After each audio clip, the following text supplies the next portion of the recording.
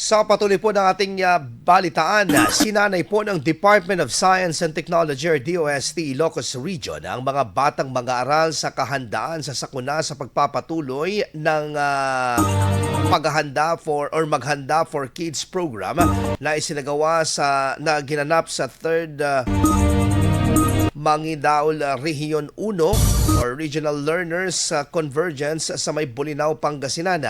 Sa nasabing aktibidad, nagsagawa ng talakayan ng mga eksperto mula sa DOST Philippine Institute of Volcanology and Seismology hinggil sa mga geological hazards at tulad ng pagputok ng bulkan at lindol, kabilang ang tamang paghahanda bago, habang at pagkatapos ng mga ganitong sakuna.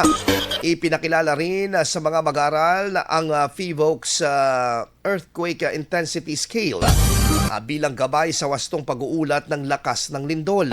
Binigyang diin naman sa pagsasanay ang pag-unawa sa mga hazards at ang mga kahalagahan ng maagap na paghahanda upang mabawasan ang epekto ng mga sakuna.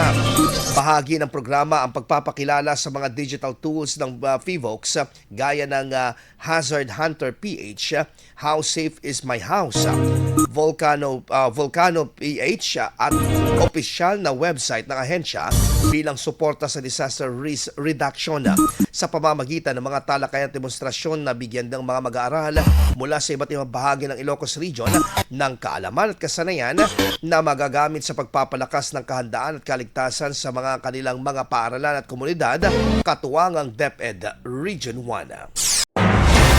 IFM News. IFM News. IFM News.